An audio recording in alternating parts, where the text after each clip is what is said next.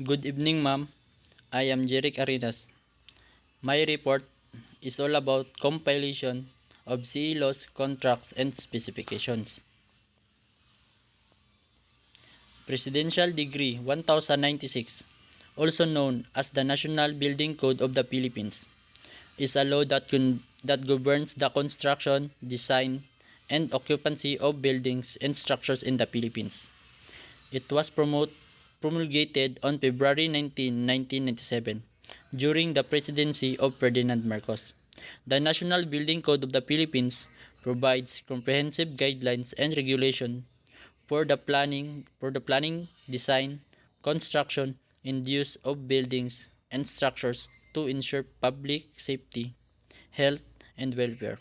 Some key provisions of PD 1096 include building permits. The law requires individuals or entities to obtain building permits before commencing any construction, alteration, or repair of buildings or structures.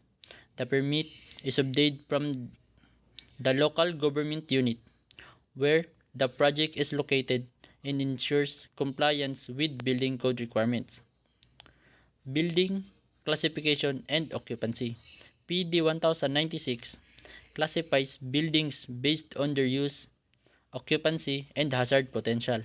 It provides specific standards and requirements for each classification, such as residential, commercial, industrial, institutional, and special occupancy buildings. Structural design and construction. The law sets out standards for the structural design, construction materials, and methods to be used in building projects. It includes provisions on foundations, walls, floors, roofs, fire resistance, and structural integrity. The National Building Code of the Philippines is administered and enforced by the Department of Public Works and Highways and LGUs.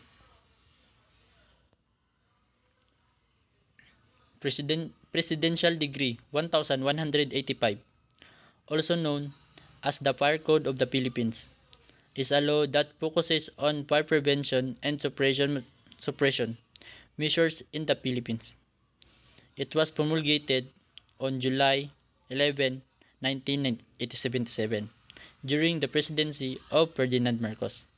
The Fire Code of the Philippines, as outlined in PD 1185, aims to enhance public safety and providing regulations and standards for fire prevention, fire safety measures, and firefighting operations.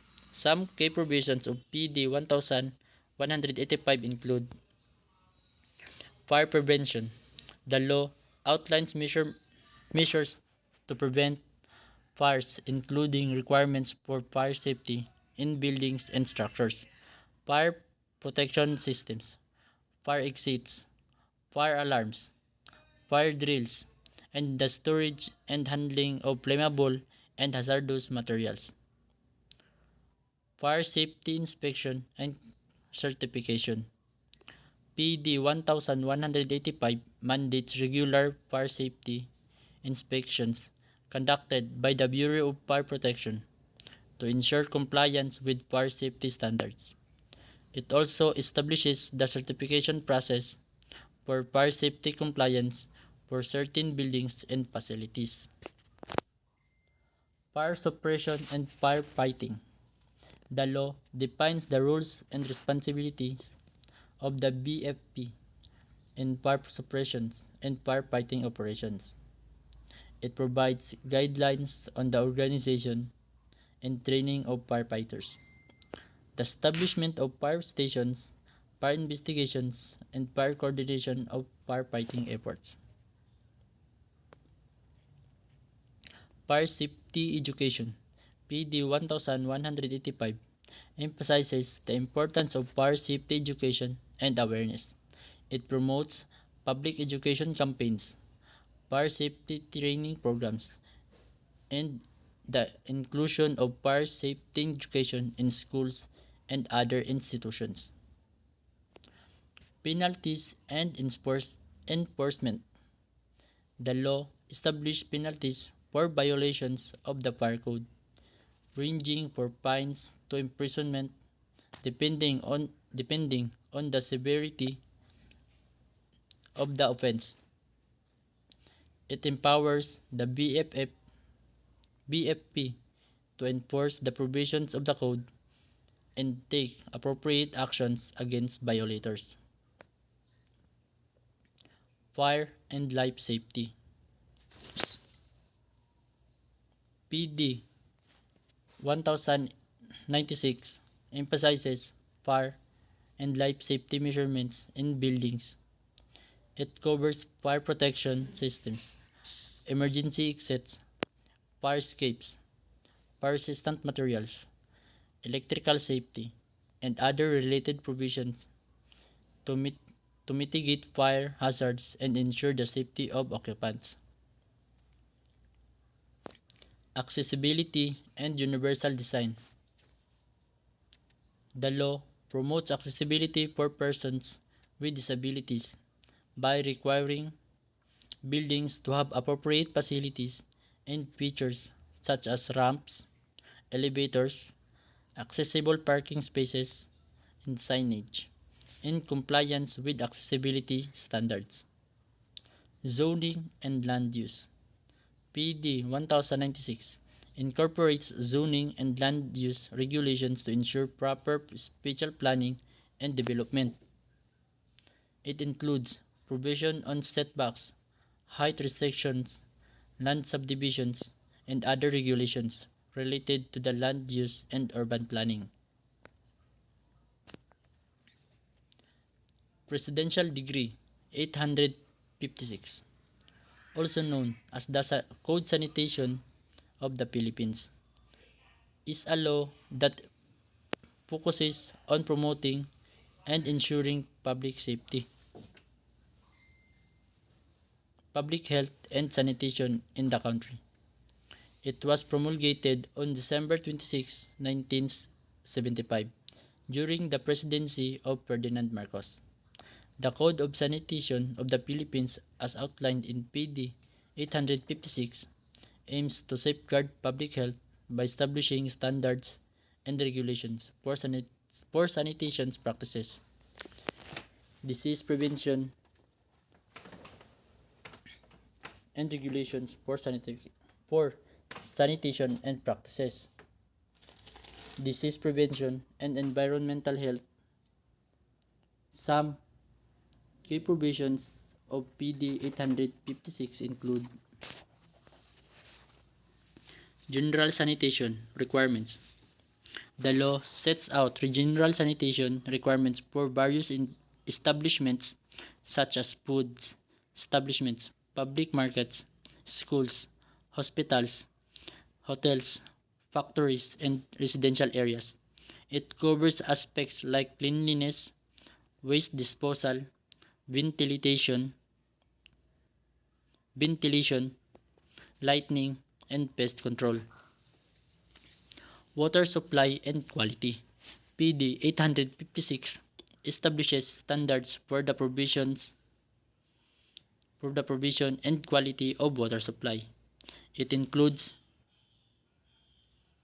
guidelines for water sources, water treatment, storage, distribution system, and water quality monitoring.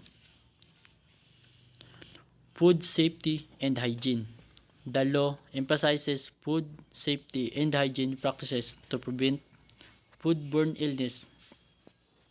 It provides regulations for food handling, storage, preparation, display, and transportation. It also establishes requirements for food establishments, including hygiene practices, facilities, and sanitation inspections. Vector control. PD 856 addresses the control of disease-carrying vectors such as mosquitoes, rats, flies, and flies.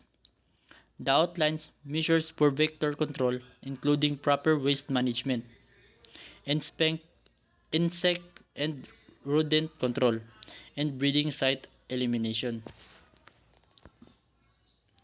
Disease and prevention control.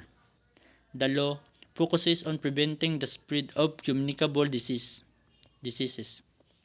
It provides guidelines for disease surveillance, reporting, investigation, quarantine measures, immunization program, and health education. Environmental health. PD 856 promotes environmental health by addressing issues such as air pollution control, noise pollution control, solid waste management, sewage and wastewater management, and hazardous substance handling and disposal. Penalties and enforcement. The law establishes penalties for violations of sanitation standards and regulations. It empowers the Department of Health and other authorized agencies to enforce the provisions of the code and take appropriate actions against violators. Republic Act of 9184, also known as the Government Procurement Reform Act, is a law in the Philippines that governs the procurement process of goods, infrastructures, projects, and consulting services by the government. It was enacted on January 10, 2003 and has since undergone amendments. The primary objective of Republic Act 9184 are to ensure transparency, competitiveness, efficiency, and accountability in the government procurement system.